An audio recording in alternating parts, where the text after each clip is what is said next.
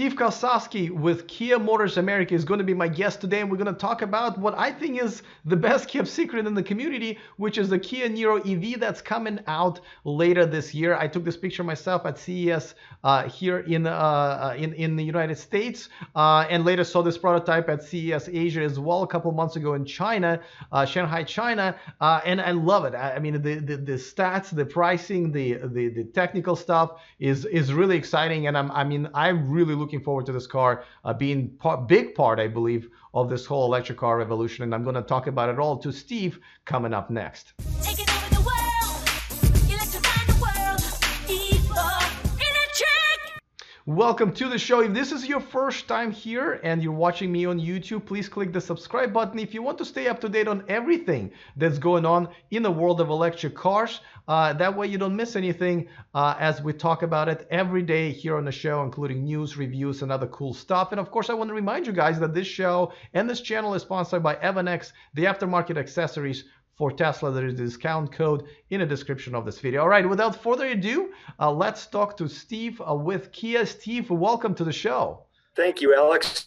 Thanks for the opportunity to talk about Kia and the Niro and everything we do here on our electrified eco-dynamics vehicles. I'm really excited, and actually Niro EV, the car that you have coming up to be unveiled at the end of the year, is the reason I'm really excited. And I'm actually driving right now the plug-in hybrid version, so I'm kind of getting a pretty good idea what's going to be. But this is not the first shot at electric cars that you guys had.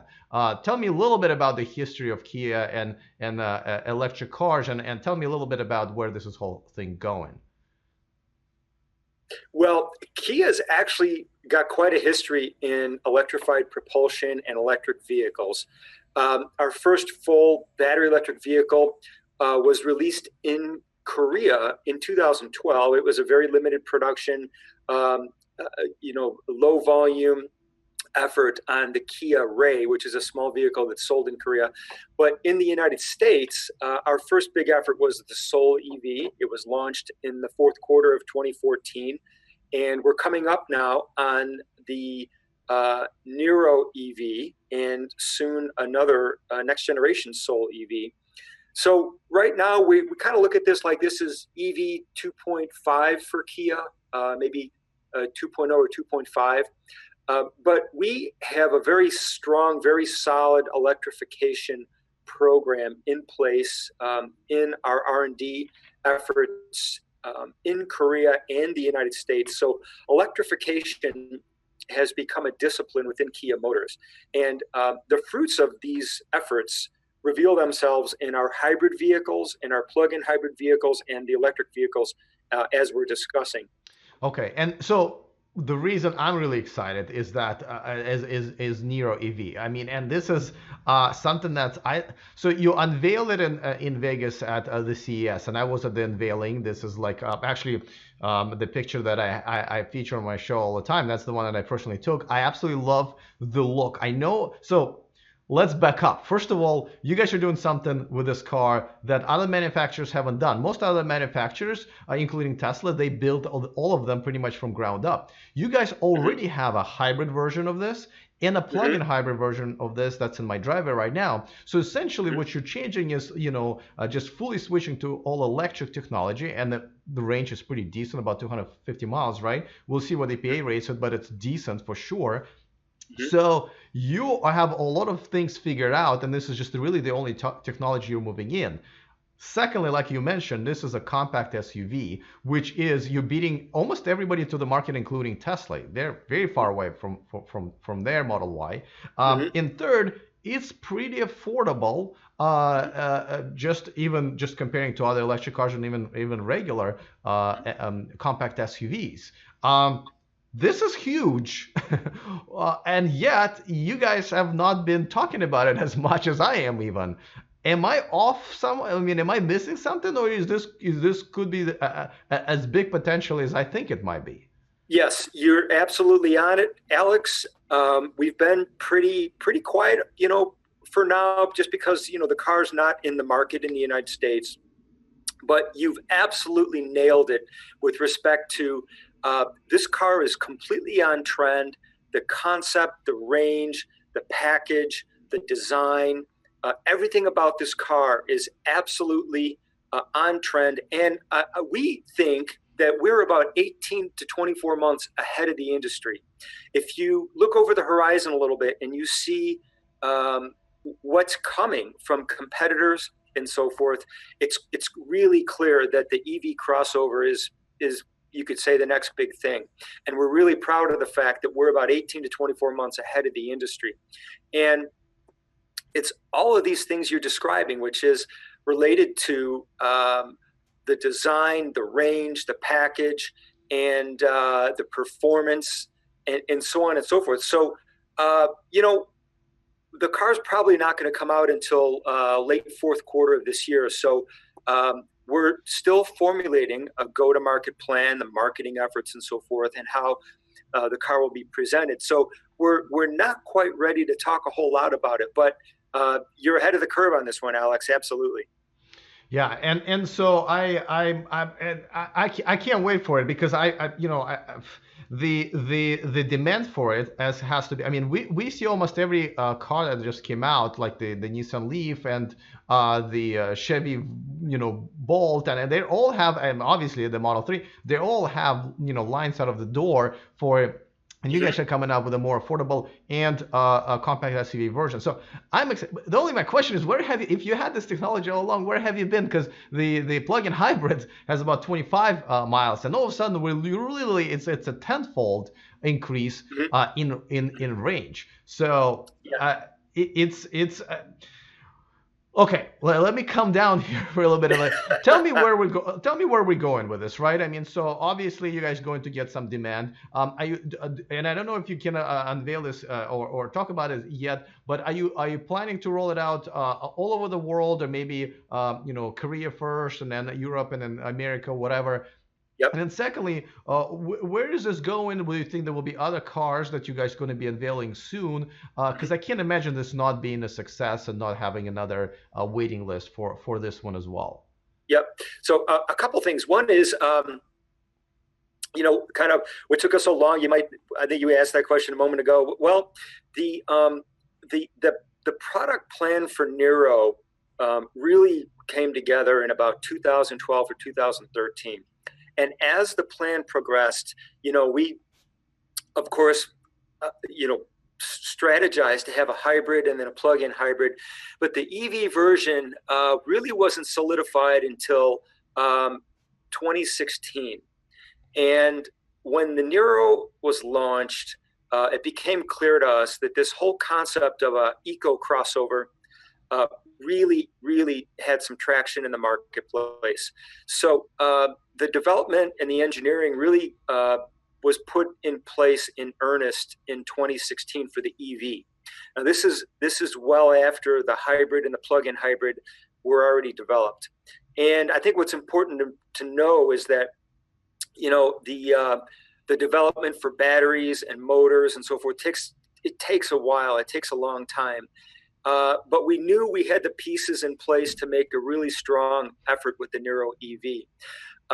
And so to develop a liquid-cooled 64 kilowatt-hour battery takes quite a while. But we knew that we had the engineering know-how and resources to put it together. And so it did come together nicely. And as you've been following, the car was recently launched in Korea, I think in July. And you're right. I also saw it at CES Asia in Shanghai last month actually 2 months ago when I was there as well. Yep. And then it would go to Europe and then the United States. I believe that's actually the rollout. So it's staged, it's phased. It's the proper way to bring a car to market to make sure that we can ramp up production and keep quality levels where they need to be. So Korea, Europe, and the United States, and that's pretty much the rollout for it. Damn it, we're lost again. It's just less and less, except for Tesla, everyone's rolling it out somewhere else before, and now we feel like they're in California being left behind.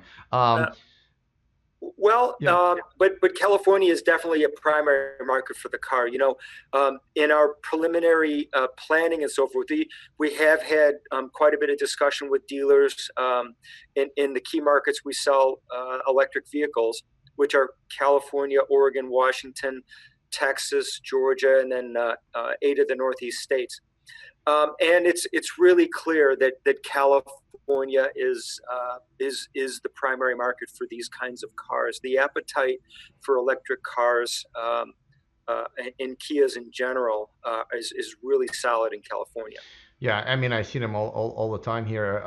So, okay, so let's just, for those of people who maybe not familiar, let's just go over like the basic stuff. Give me the battery size, give me the range, give me a couple of other things, just without going into too many details, because I'm Sure. realizing not everybody is 100% familiar with what this car is going to be. Sure. So Niro EV crossover. It's going to be powered by a 64 kilowatt hour liquid cooled lithium ion polymer battery. It's going to that battery will fuel a 201 horsepower electric motor. It produces 291 pound-feet of torque. That drives through a one-speed transmission, and we're expecting, as you noted earlier, Alex, the EPA range isn't finalized yet, but I think we've denoted at least 240 miles of all-electric range on this car. Excellent. By the way, would I be able to get it in this particular color with this particular wheels? I mean, I love this car, like this one that I saw. Well, that's a very special showpiece with, kind of a satin finish. I can't promise you that color, Alex, but we have a really good color palette plan for the Niro EV. Awesome. I love the way it looks, and in person it looks better. I mean, I now seen this particular prototype twice on both CES shows, and I'm absolutely in love with it. And all right, so let's talk about a couple of questions that I think on everyone's minds, right? Sure. So charging infrastructure. Now, Tesla, they're probably the biggest advantage at this point over the competition is their supercharger network, as Hmm. not perfect as it might be. And everyone else is still kind of, figuring things out. There's an Ionity network that's coming up, fast charging network in Europe. Hmm. Electrify America here, sponsored by Dieselgate here in the United States and Canada now. Actually, they just launched last month. Hmm.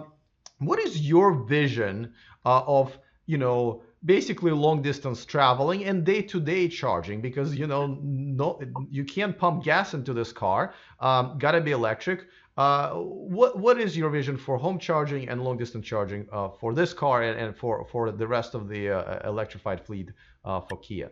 Yep. So we have lots of learnings from being in the EV market for the last about 4 years. And our view is this: workplace charging is really, really key to making EVs work in the market. What we found is that our customers will charge at home and charge at work, and this really, really works quite well. The public space with respect to level 2 and DC charging is quite helpful, but we found that consumers really, really value reliability, and they know they can charge at home and they know they can charge at work. A lot of our customers do carry subscriptions to EV Go, to ChargePoint, and Green Lots, and of course various other networks that they rely on. But the primary charging sites are home and work. Now, a couple things. One is that because of the range of a lot of EVs in the market, including the Soul EV at 111 miles, there is sort of a limit on how far they can go on a day-to-day basis without dealing with range anxiety. But we're really, really confident that the 240 plus mile range of the Niro EV will do a couple things. One is it gives a lot of flexibility to consumers about when they can charge, where they need to charge. Hey, look, if they're driving the car and they need to do a DC charge, to top off a little bit to add a few more miles, it's helpful. If they don't have time, they don't need to. It's no big deal because they have a lot more range to use. That's quite helpful. The other part of this is that the car, because of the range, is now going to have appeal to a much broader audience, which is to say, most of our EV consumers have a garage at home and they charge at home. But a lot of people who live in multi-unit dwellings don't have access to charging in their dwelling. So this car allows a lot of other people to buy and drive an EV, even if they can't charge at home, they can charge in the workplace and the public space. Now, in terms of EV charging infrastructure, Kia has put DC fast chargers in about 50 of the 101 dealers that sell the Soul EV. So you can get access to EV charging at select Kia EV dealers. Again, we do have relationships with entities like Green Lots and ChargePoint and EV Go. But in the context of public infrastructure spending, we're not really investing in that right now. We're definitely keeping an eye on it and understanding how people use public infrastructure, and absolutely keeping an eye on entities like Electrify America and again EV Go and these kinds of entities who are spending on public infrastructure. But we're not investing in this right now. Okay, and so I mean, I'm not gonna lie. As much as I love the new EV that's coming up, and the fact how Kia has been handling electrification, I think, it just doesn't just go for you guys. I think there is no good answer that I think. At least people in the community, the electric car community that I'm sort of have my pulse on, my finger on that pulse on, I just don't think that we're there yet. Like everything that you mentioned, you mentioned charging at work. Well, I mean, most people don't have that. You're right. If you're living in an apartment complex, you're most likely out of luck. Even though, like here in California, we have a law that, if you want the landlord to install it, they will, but it's going to be at your expense, right? Yep.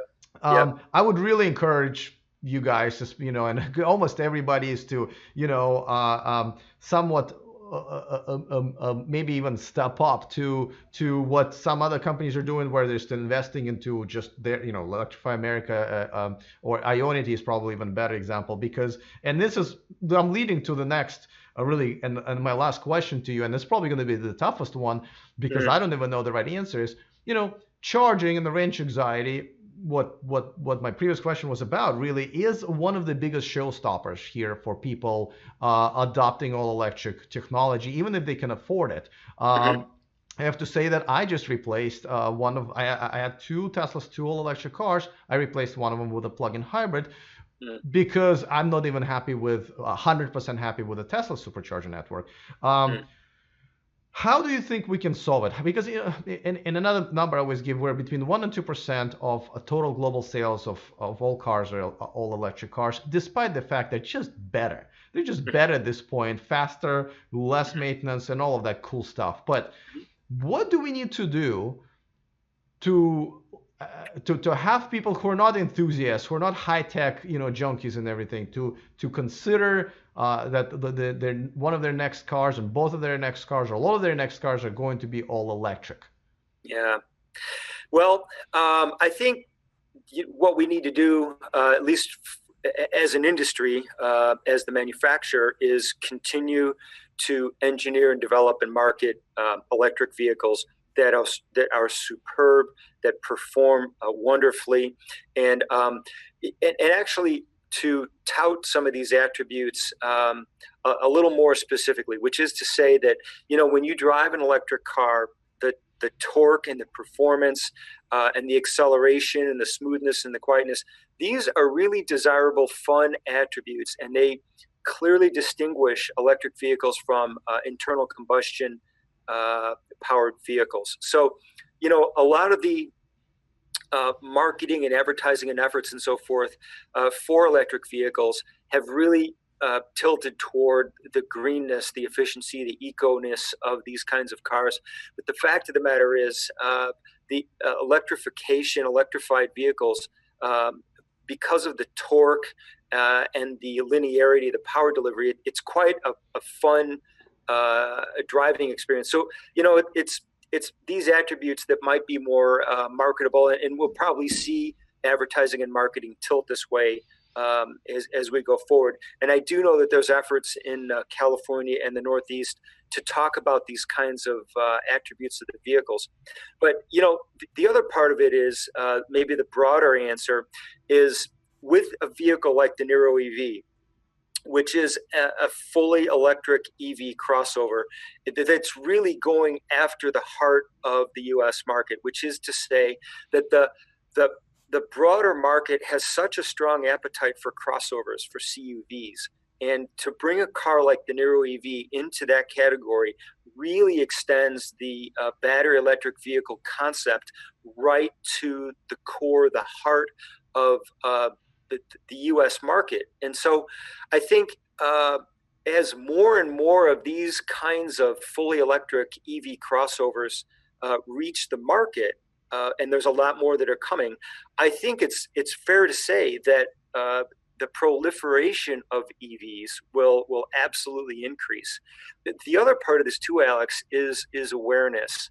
When you talk to folks and you look at syndicated research data, just simple questions like, I'm in the market, I considered vehicles, did you consider an EV? And well, no, I don't really know that much about it. So I think it's incumbent on the industry to help build awareness on EVs. So there's a lot of moving parts in all of this, but in the context of being a brand and a manufacturer, we absolutely nailed it with the Niro EV in the context of bringing a product to market that has a lot of potential for a very broad audience. Again, being a crossover, all electric, it's just the right size. And I think we're going to be quite successful with this car. Oh, there's no doubt about it. I mean, I've the minute I saw the car and the specs and the expected pricing. I mean, I know it's not set in stone yet. I really think this is the best kept secret in the industry. So it's really going to be up to you guys to make sure that, unlike many other manufacturers, you actually advertise it and make enough of it for the rest of us, because all this talk is empty talk if you don't make enough of them and you don't let the customers know, right? I mean, I'm just going to throw it out and say, Chevy Bolt is a great example. I haven't seen advertising. They're not making them enough. They're not even making them in Europe at all, and it's actually a decent car with a decent range, and a lot of people actually want it. So I hope you guys actually go the other route and actually do exactly what you just said: education and availability. And obviously right now you already have the tech and I think the look and the demand. So I'm really excited about it. I think the whole charging infrastructure is still a biggest challenge that everybody has. I don't mean to be just hard on you with your answer. You gave me a very similar answer to almost everybody else, because it's a problem. And I think we will solve it overall as a community and just as everything moves forward. But listen, I'm looking forward to the launch. I'm gonna be on the reservation list myself. I have been pretty clear about that. I like a few cars that I'd like to be on a reservation list. This is definitely one of them. I'm going to be publishing my review of the plug-in hybrid version that I'm driving right now, and so I hope to meet you in person at one of those events, and I hope to have you back when we're going to have a 3 of 5 all-electric cars from Kia and more good news. So thank you so much for coming on and talking to me about this. You're welcome, Alex. It was my pleasure. We really appreciate the opportunity and look forward to talking with you some more in the future. Absolutely. I'll see you next time. Thanks, Alex. Take care. All right. Well, as I mentioned many times before, and I have a couple of videos about Niro EV. I'm excited about this. Definitely looking forward to the launch. Looking forward to just seeing how it's going to be received in the community. I can't imagine that it's going to be nothing but a stellar reception. Obviously, as he said, unfortunately for me and us here in the United States, they're going to start with Asian and European and United States. But once it gets here, I really think by then it's already going to be a hit. So I'm looking forward to that. Of course, if you have questions or comments, put them in the comment section of the video, because that way I can, once I talk to hopefully Steve in the future, I'll be able to have him answer those questions, or maybe answer some of them myself. So go ahead and please comment on this video. Other than that, see you guys next time, and remember to stay charged.